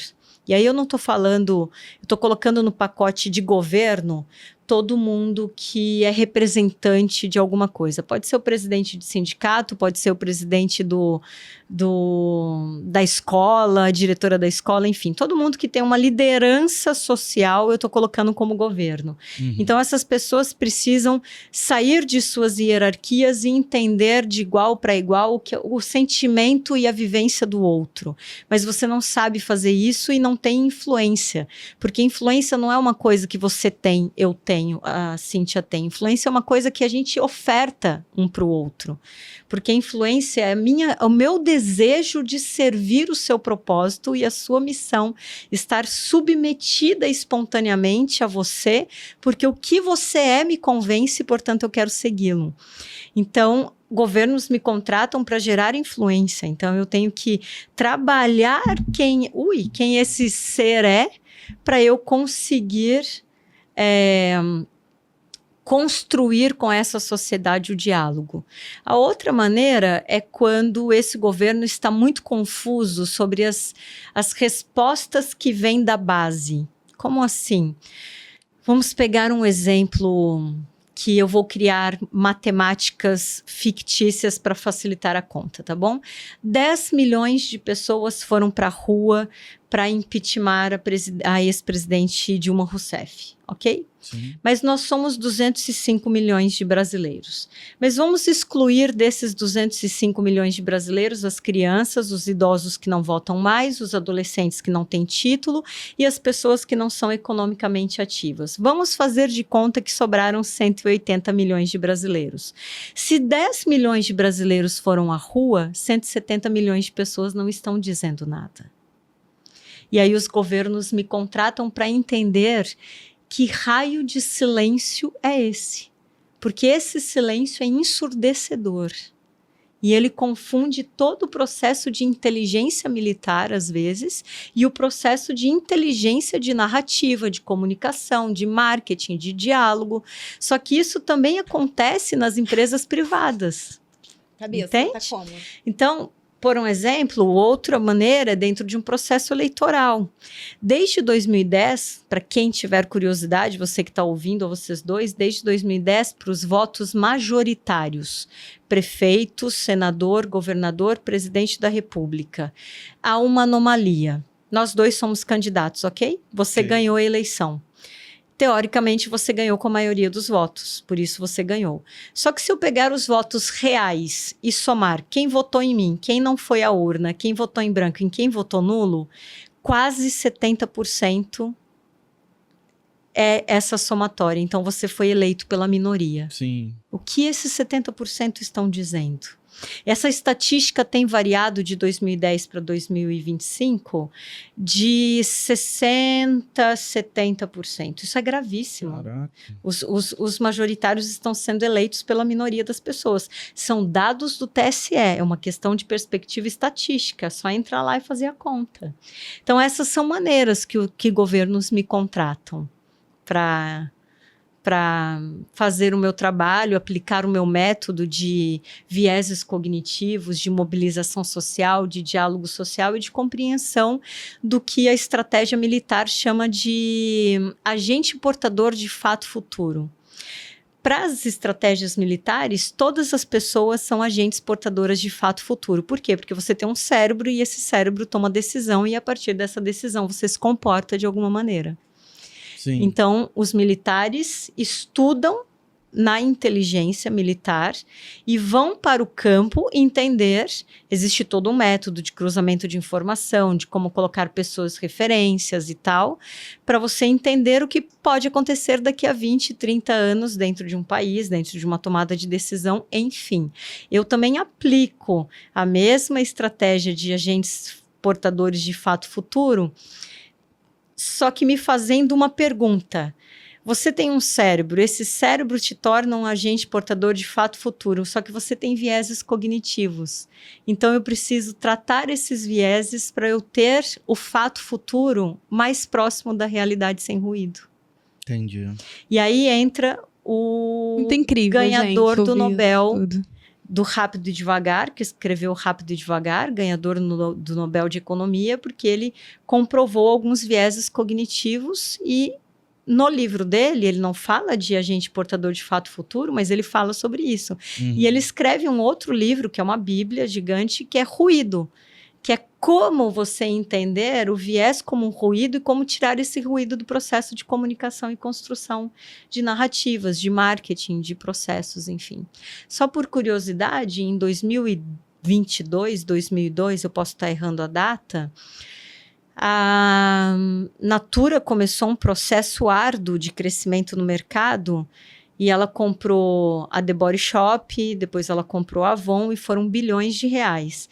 Se nós fizermos um recorte, as 5 maiores empresas do B2B para produtos femininos de higiene e perfumaria, as 5 maiores dão 45% de market share.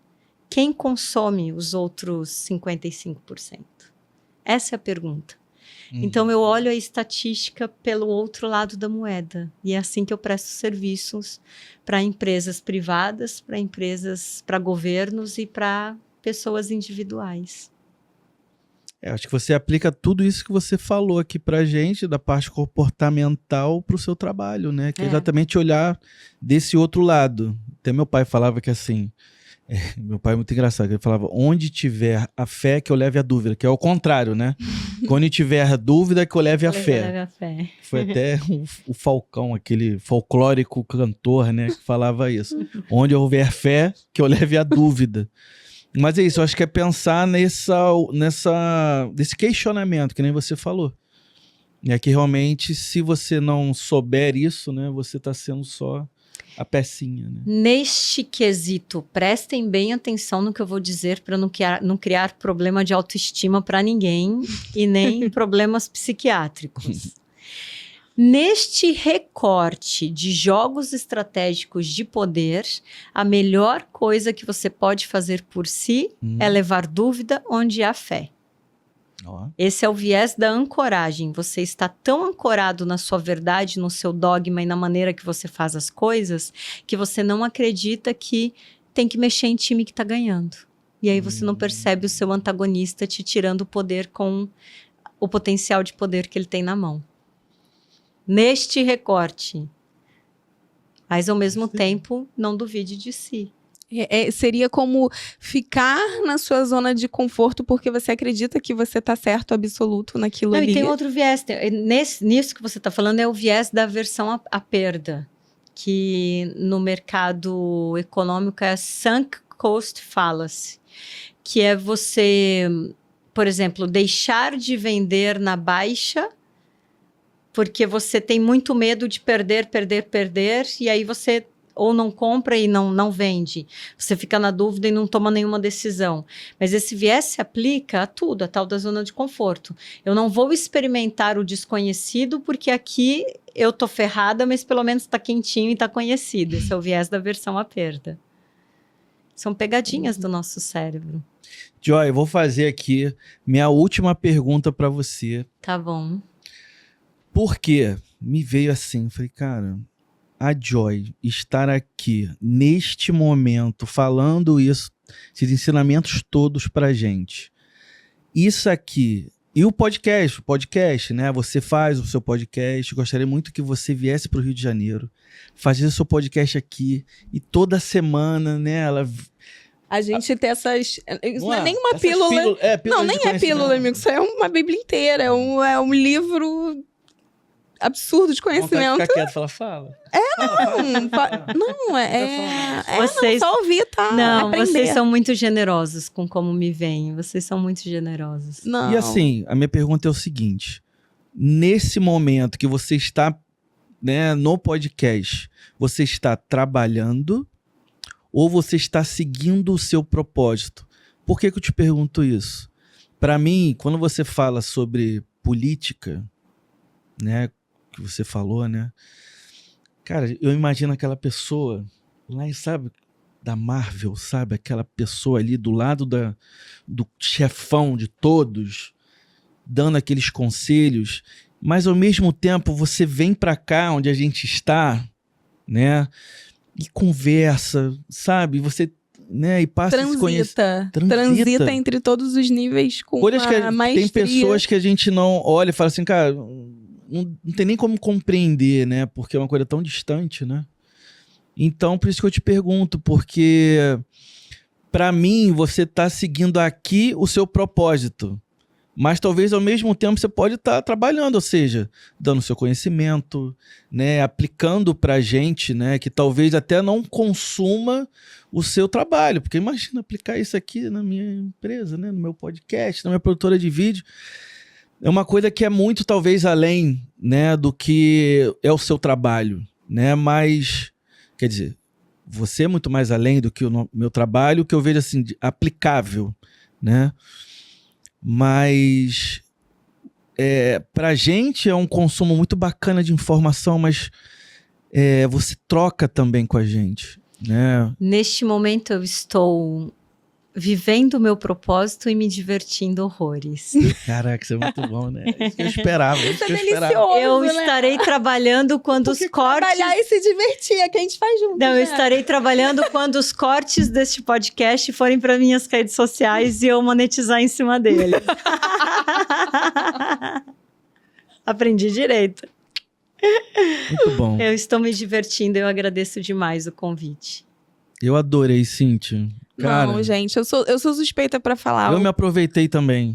Sabe por quê? Porque desde que você falou, quer dizer, desde que o Cirilo falou, há muito, muito tempo atrás, talvez na nossa segunda reunião, né, que a gente se conheceu, a primeira, enfim, que ele já fala da Joy, né? Então é aquele ser que você viu, eu falei isso pra ela quando eu encontrei com ela.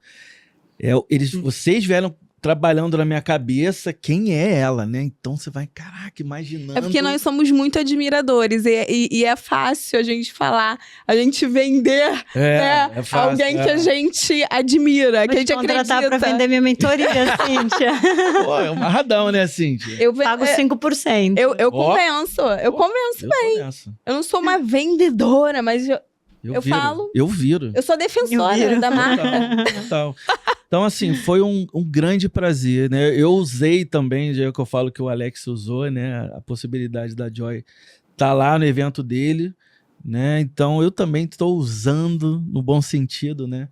De ter essa possibilidade de ter você aqui, né? No nosso podcast, aqui no Loom, né? Um espaço tão feito com o maior carinho para os nossos clientes. A gente fala que aqui é o estúdio para as pessoas que têm algo a dizer, né? Então, assim, você tem algo a dizer. Muito a Existe, né? dizer, a contribuir Muito a dizer, com a sociedade, com a gente. Com a gente, Com conhecimento, né? De forma geral. Então, assim, eu acho que já passaram aqui pessoas muito bacanas, você é mais uma, né, para essa nossa lista que está começando, né? Cíntia também, é um prazerzão estar aqui com a minha amiga aqui, que eu admiro tanto, que a gente vai fazer muita parceria ainda na história aí. Agradecer ao Cirilo também, né? Eu acho que é o elo disso aqui. Ele é o elo. É o elo. Então, agradecer ao Alex, né, que fez também parte disso, que a gente tá aqui também muito por causa dele, Por causa dele, né? Graças ao evento dele. Graças ao evento que nos fantástico conectou. dele, que a gente gravou. Depois ele vai soltar aí nosso vídeo aí para vocês, né, passando por todos os palestrantes importantes que estiveram lá. Então, assim, eu tô muito feliz, muito agradecido, né, muito... não sei, que nem eu falei pra ela, né? Um coração quentinho. Não, ela me perguntou, quer dizer, lá na palestra dela, ela falou assim, você tem que saber, né, identificar quais são os sentidos pra você quando você sente uma intuição boa, uma intuição ruim. Eu falei pra ela aqui dos bastidores que quando eu sentia uma coisa muito boa, eu chorava, né? Porque era um choro de alegria, eu acho que era uma conexão ali, você fala, cara... É um momento muito meu e de Deus, assim, né? De uma força maior. Então, não tinha nem como... como eu posso falar? Expressar isso. Então, acho que eu chorava de alegria. Sei lá, chorava. Então, aqui eu não tô chorando, né? Porque eu tô curtindo também. Mas, cara, eu acho que é que nem esse momento pra mim. Tá com você aqui com a gente. Né, o expressar da minha felicidade. Hoje eu estou feliz. Mas são fofos, amigo. Não, tô feliz. Eu também tô feliz de estar aqui com vocês. O meu coração está como uma pinhata sendo estourada por várias crianças felizes que vão comer jujubas vermelhas. Eu adoro jujuba. Então, assim, muito obrigado de novo, Eu tá? que agradeço. Você está Thiago, aqui. Eu agradeço. Minha amiga, muito obrigado pela oportunidade. Eu que agradeço. Vocês, né, que causaram isso, né? Então, muito obrigado também. E a casa está aberta, né, para vir mais pessoas, né, que a gente vai trazer com certeza. O Alex vai trazer muita gente bacana para cá. Então, só agradecimentos. Eu que agradeço imensamente a oportunidade de estar aqui com você e com a Joy, que eu sou suspeito, eu admiro imensamente. Eu amo ver essa mulher falar, né? Eu fico assim... Porque é uma fonte de conhecimento incrível. E hoje foi uma grata surpresa, né? Estar aqui, que foi acontecendo, né? A imprevisibilidade do universo foi acontecendo e eu amei. Obrigada, amigo, pelo convite. Isso que eu falei, eu quero sair com ela no final de semana pra beber. Ela é divertidíssima. Pra comer. Cara, isso deve ser muito legal. Sou divertida. A gente não bebe e é super divertido. Imagina, cantar com ela no karaokê e falar sobre política. Com ela é muito legal. É outro nível, Karaokê assunto sempre... O que eu amo conversar com a Joy, que assim, além de super engraçada, né, autêntica e tal, é sempre uma conversa. Você não cansa de conversar com a Joy, porque ela tá sempre colocando você pra pensar e pensar e refletir. E aí você faz conexões, você fala assim, meu Deus! Sabe? Você sai com a cabeça explodindo, assim. Eu amo isso, porque é o tipo de pessoa que tá sempre te estimulando a pensar, a conectar. Isso pra gente é essencial, né? Pô, te eleva, né? Então, eu tenho um podcast no Spotify que se chama Uma Estratégia Todo Dia, às 6 da manhã, pontualmente, todos os dias, um episódio novo. Vai ter um novo ouvinte. Então, a gente tem já conteúdo de janeiro a outubro, a gente está começando novembro agora. Sim. E como eu disse na palestra, no ano que vem, falarei de um grande estrategista de poder que o mundo não fala, que é o Rei Salomão, conhecido em várias religiões distintas e conhecido dentro do misticismo e reconhecido como um dos homens mais potentes e inteligentes que já pisaram nessa terra, e eu vou estudar o comportamento do Salomão e os provérbios de Salomão, isolando a religião, isolando a Bíblia Sagrada, mas olhando para ele como homem, para estudarmos estratégias de poder. Então, vocês estão convidados para ouvir Uma Estratégia Todo Dia, e minhas redes sociais, Joy Brights, vai aparecer aqui como se escreve. No meu Instagram tem o meu número de telefone, DM, quando não sou eu que respondo, sempre me pedem para responder. Muito obrigada, e como eu digo no meu podcast, um beijo e tchau. Fofa ainda, né, gente? Muito. Gente, obrigado por estarem com a gente até agora aqui, né? Chegar a gente... Eu vou continuar com elas aqui. Morram de inveja. Só pra vocês, por favor. Quero água. A gente fala demais. Tchau, gente. Beijo, gente. Tchau.